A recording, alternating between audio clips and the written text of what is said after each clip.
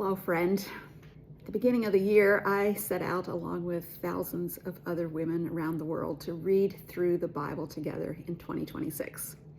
Well, the first few days of January, as you know, I was in the hospital with my sweet husband, Robert, who by that point, the first week of the year, was unconscious, not responsive. And those first few days I pulled out my Bible and I had it there in the hospital, and I would read the opening chapters of Genesis aloud next to his bed. And maybe he was able to hear, I don't know, but he certainly wasn't able to respond. So I kind of fell way behind on that over those next days as he continued to decline quickly. And then on the 10th, the Lord took him home, and then there was a funeral and so many, many things. And I just got way behind. Maybe you have gotten behind too for whatever reasons. And so over the last week, I spent a lot of time catching up. I've been listening to the audio Bible and following along in my physical Bible as I'm reading, and that's been a real blessing to me.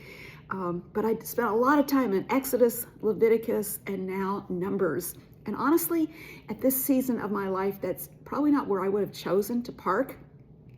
I would probably rather have been in some Psalms, and I'm doing some of that too, but I just felt prompted to keep getting this daily mega dose of scripture. But they're not the easiest parts of the scripture to comprehend. And so today's reading, Numbers 7, is one of those that you sometimes go why is this in here?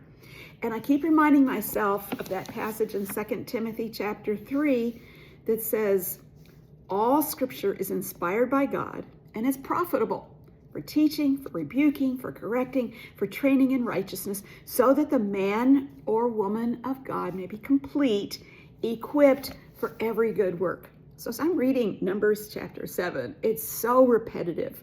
It's the kind of thing you just want to skip over. And I'm praying while I'm reading it, thinking, Lord, you inspired this. You must have thought it mattered. So why does it matter? And how can I get something out of it? So it's this passage about Moses after the tabernacle was set up, and then the leaders of the 12 tribes came and presented offerings, and each one day after another, over 12 days, presented this offering of gold and silver basins and bulls and rams and lambs and things for sin offerings. And I'm reading this, and each one is repeated. What each leader brought, it's the same offering from each tribe. And I'm like, why do we really need this?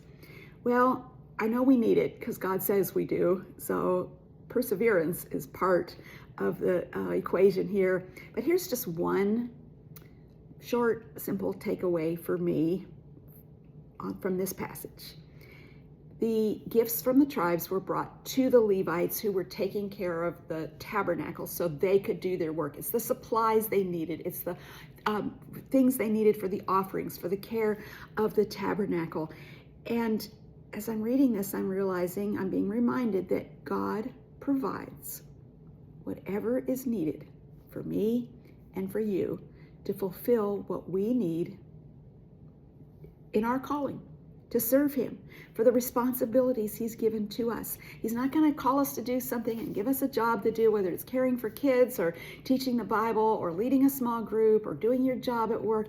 He's not going to give us work to do that he doesn't also supply for us what is needed.